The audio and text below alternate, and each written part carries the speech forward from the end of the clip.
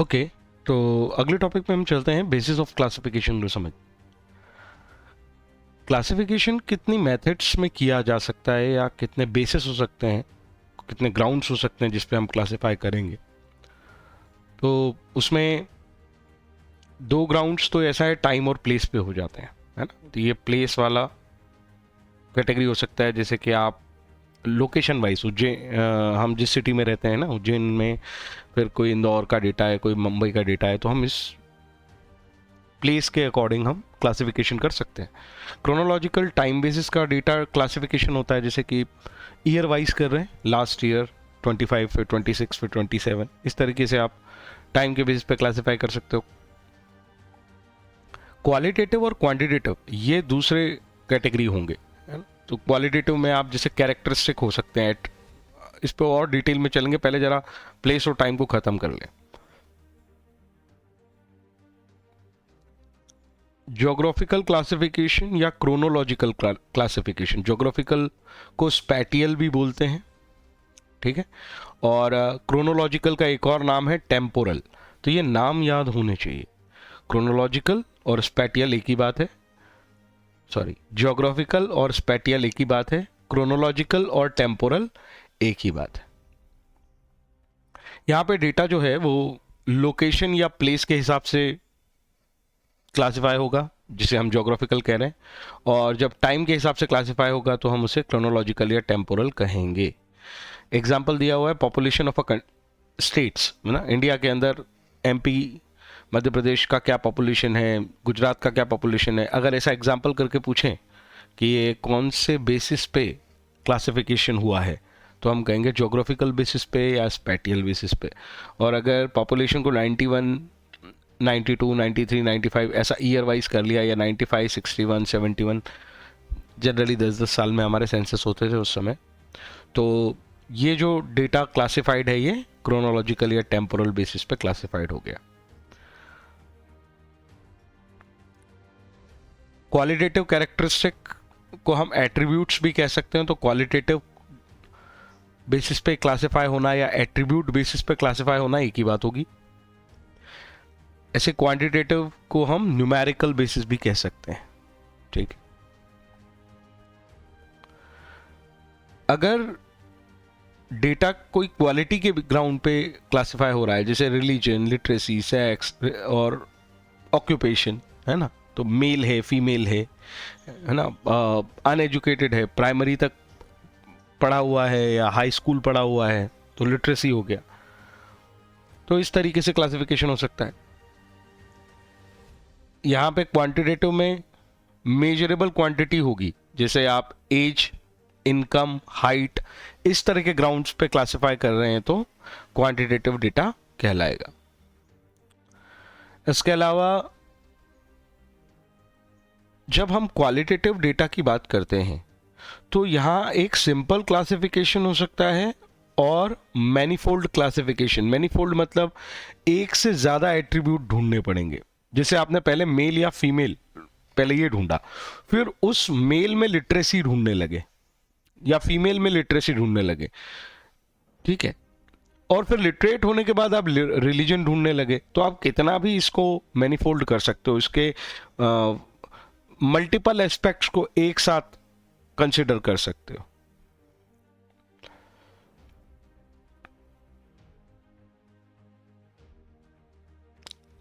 यहां तक क्लासिफिकेशन हमारा खत्म हो जाता है। हमारी चेन में हमने रॉ डेटा को क्लासिफाई करना सीख लिया है।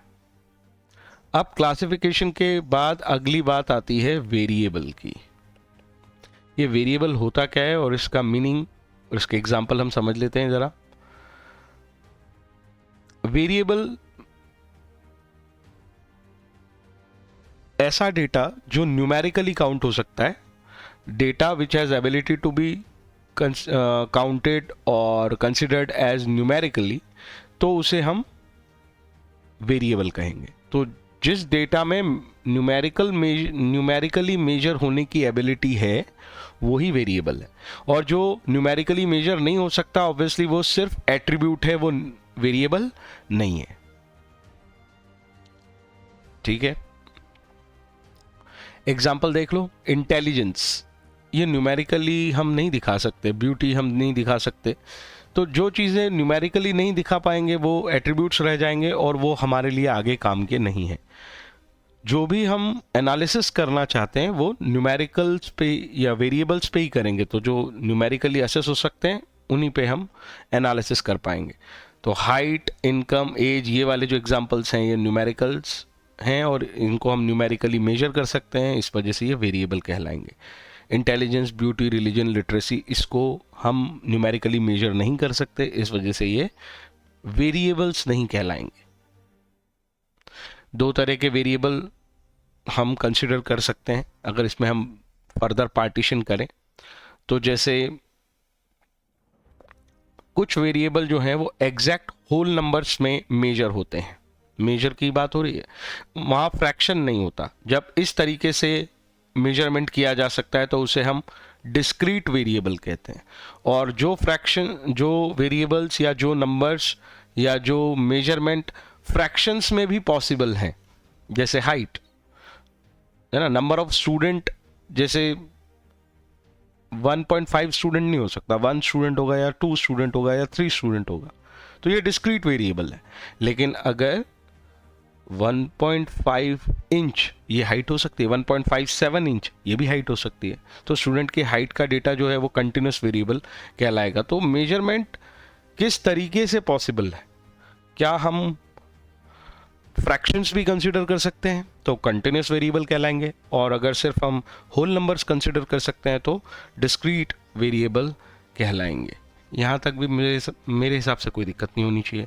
इसके बाद स्टैटिस्टिकल सीरीज की बात करते हैं। देखो, रॉ डेटा था,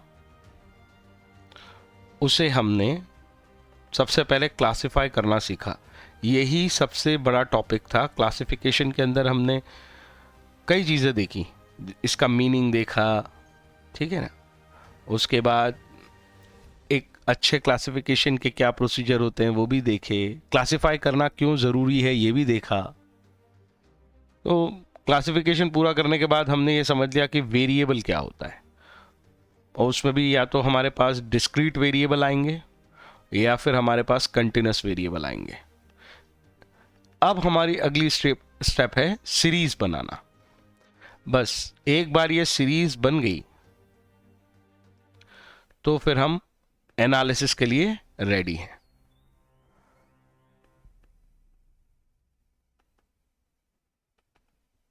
अब देखो, statistical series means arrangement of data in a systematic form for study, वो एनालिसिस के लिए। तो अगर मैं डेटा को सिस्टमैटिकली अरेंज करता हूँ, द इम्पॉर्टेंट की ये सिस्टमैटिक अरेंजमेंट। सिस्टमैटिक अरेंजमेंट कैसे हो सकती है सर? दो सिस्टम है, या तो आप कैरेक्टरिस्टिक पे अरेंजमेंट कर लो या कंस्ट्रक्शन कर लो। कैरेक्टरिस्टिक अरेंजमेंट किसे कहते हैं? जैसे टाइम के बेसिस पे आप अरेंज कर रहे हो, ज्योग्राफिकल बेसिस पे अरेंज कर रहे हो, तो टाइम बेसिस, स्पेशल या स्पेटियल बेसिस और कंडीशन सीरीज, जैसे एज या हाइट के हिसाब से आप अरेंज कर रहे हो, तो ये कैरेक्टरिस्टिक बेसिस अरेंजमेंट कहलाते हैं। अगेन इनका हम कोई ख़ास इस्तेमाल नहीं करते अपने स्टैटिस्टिक्स में। हमारे लिए जो काम का है वो ये है, या तो हम इंडिविजुअल सीरीज बनाते हैं या डिस्क्रीट सीरीज बनाते हैं या कंटिन्यूस सीरीज बनाते हैं। जब ये डिस्क्रीट और कंटिन्यूस सीरीज की बात होगी तो फ्रीक्वेंसी की बात होगी, और ये मैं कई बार एग्जाम्पल में समझा चुका हूँ, ख़ास तौर पे तब जब हमने मीन पढ़ा था। मैं यही यूज़ करता हूँ कि डेटा या तो इंडिविजुअल सीरीज में होगा, जैसे कि डेटा है 5, 6, 7, 8, एक्स की ही वैल्यूज़ हैं बस हमारे पास, है ना, इसमें फिर रिपीट भी हो रही है तो इसी में लिखी है 5, 6, 7, 8। लेकिन जब हम डिस्क्रीट या कंटिन्यूस सीरीज में देखते हैं तो फिर हम इसमें क्या करने लगते हैं, हम रिपीटेड डेटा को ऐसे ना दिखा के हम उसकी फ्रिक्वेंसी दिखाने लगते हैं, राइट। तो ये डिस्क्रीट हो जाएगी। और जब हम इसमें क्लास इंटरवल दिखाने लगते हैं, इसको ऐसे दिखाने की जगह 5 to 10, 10 to 15, तो फिर ये कंटिन्यूस सीरीज हो जाती है। तो इसका ये रिप्रेजेंटेशन हमने यूज़ किया हुआ है बहुत सारे टूल्स में। सो यहाँ पे हम बस यही समझ रहे हैं कि कंस्ट्रक्शन सीरीज़ को हम ज़्यादा यूज़ करते हैं, हालांकि सीरीज़ जो है वो on the base of characteristic भी बन सकती है, on the base of construction भी बन सकती है। इसमें भी न्यूमोनिक याद रखोगे तो आसान हो जाएगा। जैसे इसका न्यूमोनिक है TSC और इसका न्यूमोनिक है IDC, तो बहुत इजी है। अभी तक हमने कितने न्यूमोनिक पढ़े हैं वो सारे याद हो जाने चाहिए अभी तक। जैसे यहाँ पे हमने क्लासिफिकेशन में मीनिंग पढ़ा था। मीनिंग के बाद पहली चीज़ जो हमने पढ़ी थी वो थी कि why it is necessary. Necessary क्या है क्लासिफिकेशन करना, इंपॉर्टेंस क्या है क्लासिफिकेशन करने की, है ना। उसमें न्यूमोनिक्स पढ़े थे हमने, ये देखो बहुत सिंपल से न्यूमोनिक्स थे वो, SCH TRP, simplify, compare, highlight. तो ये बहुत जल्दी याद आ जाएगा, तो इस तरीके से कर सकते हो, ठीक है।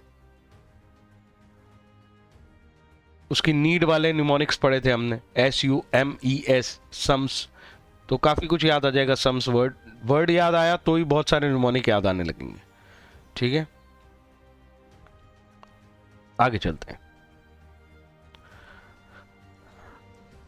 जो हमारे काम की सीरीज है that means on the base of construction, shortcut में IDC, इंडिविजुअल, डिस्क्रीट और कंटिन्यूस। तो इस इंडिविजुअल, डिस्क्रीट और कंटिन्यूस में ये मैं ऑलरेडी समझा चुका हूँ कि डेटा जो है वो आइटम बाय आइटम लिखा जाता है, कोई ये ऑर्गेनाइज्ड ना हो के सिर्फ अनऑर्गेनाइज्ड रहता है। इसमें अनऑर्गेनाइज्ड रहने का मतलब जैसे 3 लिखा है, 5 लिखा है, 7 लिखा है, 4 आ जाएगा फिर, तो कोई अरेंजमेंट नहीं है इसमें, कोई ऑर्गेनाइजेशन नहीं है, ठीक है ना।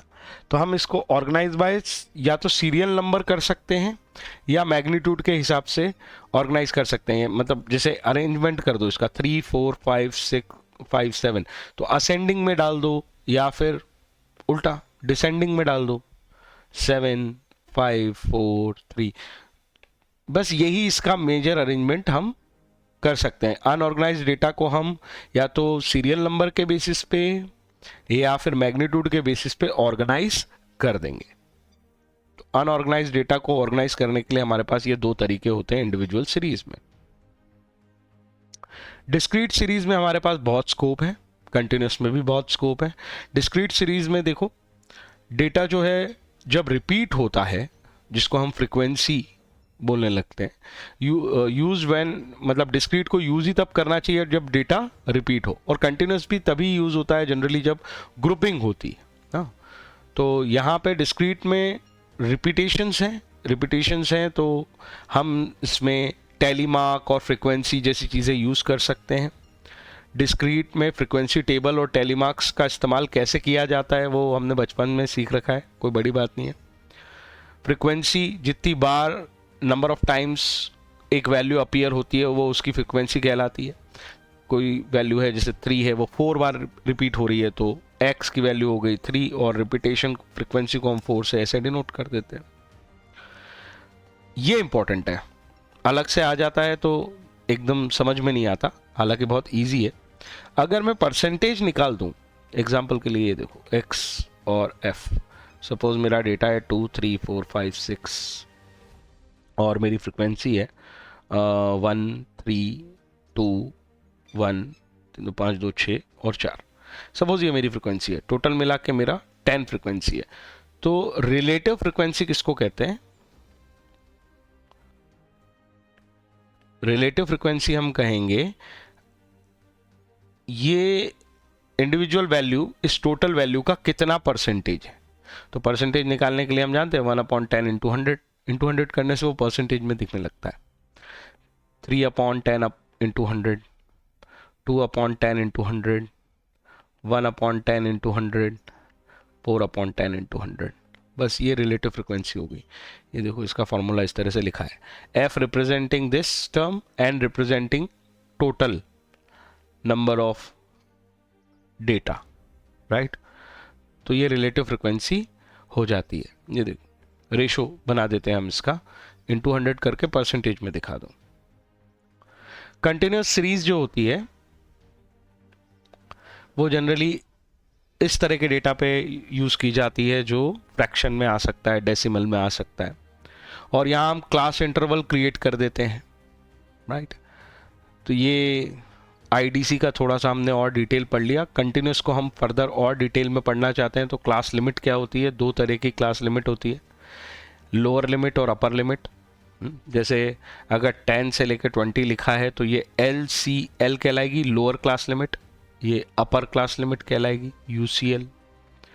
क्लास इंटरवल क्या होता है, जो इन दोनों का डिफरेंस होता है वो क्लास इंटरवल होता है। इसको दूसरे इस पे समझा दूँ तो अगर 15 से लेकर 25 की क्लास है तो क्लास इंटरवल कितना आएगा, तो हम कहेंगे क्लास इंटरवल इन दोनों का डिफरेंस आएगा दैट इज 10। ठीक है, अपर क्लास में से लोअर क्लास को माइनस कर दो तो क्लास इंटरवल मिल जाएगा। रेंज किसको कहते हैं, अब ये और इंटरेस्टिंग है।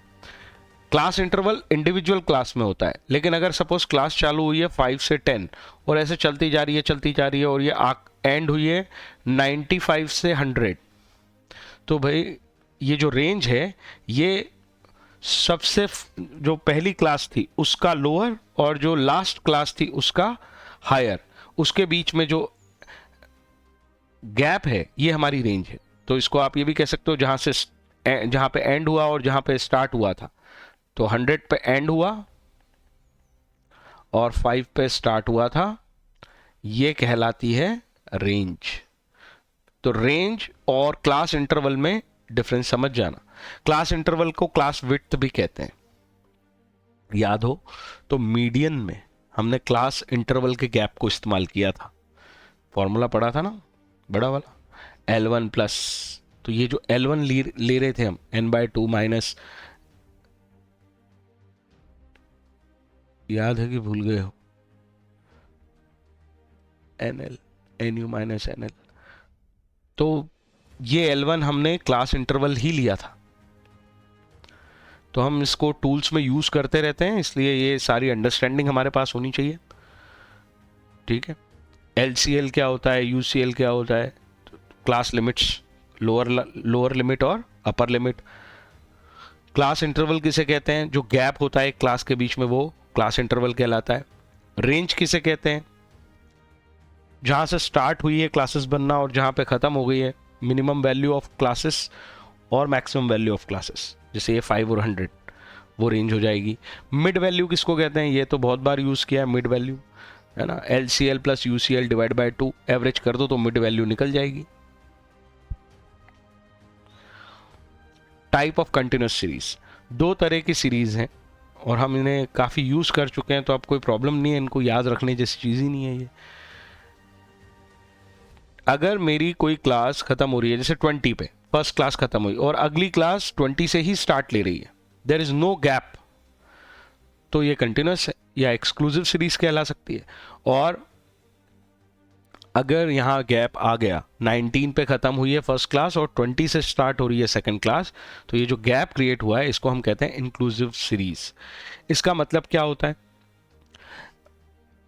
इसका मतलब हम ऑलरेडी पढ़ भी चुके हैं। अगर ऐसी क्लास है और अगर मैं पूछूं कि 20 हमारा डेटा जो है वो 20 है, तो मैं उसे फर्स्ट क्लास में काउंट करूं या सेकंड में काउंट करूं, तो हम हमेशा सेकंड में काउंट करते थे, इसीलिए देखो L1 यहां लेते थे। तो लास्ट वैल्यू को हमेशा एक्सक्लूड कर दिया जाता है।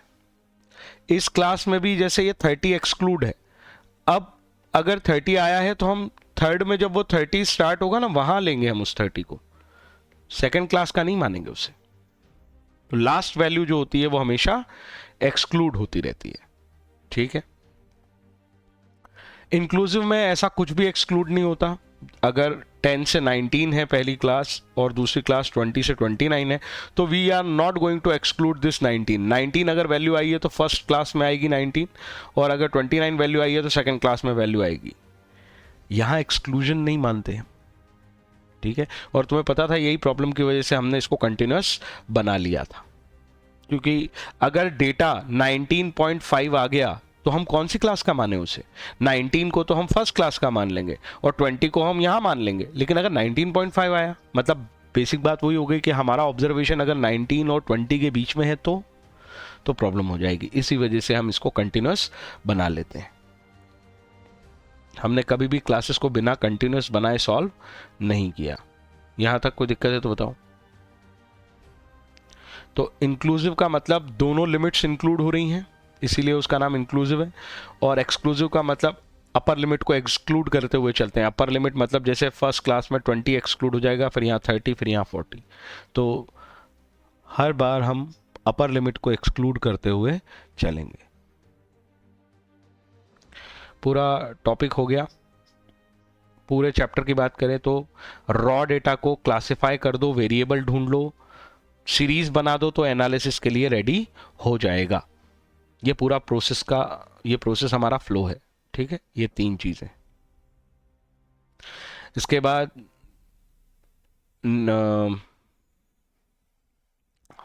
हमने इसमें एक चीज नहीं आई है, कोई बात नहीं। SCHTRP, SCHTRP क्या कहानी है, आप इसको याद रख सकते हो कि ये है क्यों करते हैं, वाई क्लासिफिकेशन। क्लासिफिकेशन क्यों किया था, सिंप्लीफाई करने के लिए। ठीक, वो सब पूरी चेन बना दो। खैर, ये सम्स SUM, इसमें जो सबसे इंपॉर्टेंट है वो एग्जॉस्टिव और म्यूचुअली एक्सक्लूसिव होना ज़रूरी है। तो डेटा पर्पस के हिसाब से सूटेबल होना चाहिए, डेटा अनएम्बिगुअस होना चाहिए। जो भी डेटा किसी एक क्लास में गया है तो वो दूसरी क्लास में नहीं जाना चाहिए, इसको म्यूचुअली एक्सक्लूसिव बोलेंगे। और किसी ना किसी क्लास में ज़रूर जाना चाहिए, उसको एग्जॉस्टिव बोलेंगे। और during the study data stable रहना चाहिए, उसमें कोई चेंजेस नहीं आने चाहिए। मेथड्स 4 होती हैं, ठीक है, ज्योग्राफिकल, क्रोनोलॉजिकल, क्वालिटेटिव, क्वांटिटेटिव। अगर हम कैरेक्टरिस्टिक के हिसाब से सीरीज देखें तो टाइम, स्पैटियल, कंडीशन। और अगर कंस्ट्रक्शन के हिसाब से देखें तो इंडिविजुअल, डिस्क्रीट और कंटिन्यूअस। ठीक है, मेरे हिसाब से और कोई दिक्कत नहीं है। ओके, तो इसको अपने हिसाब से देख सकते हो। ये चैप्टर का आउटलाइन ख़त्म हो गया, 2 ही पार्ट में मैंने इसे कंप्लीट कर दिया है। अगर इससे ज़्यादा डिटेल्ड की ज़रूरत पड़े तो बताओ, मैं उसका लेक्चर बना देता हूँ।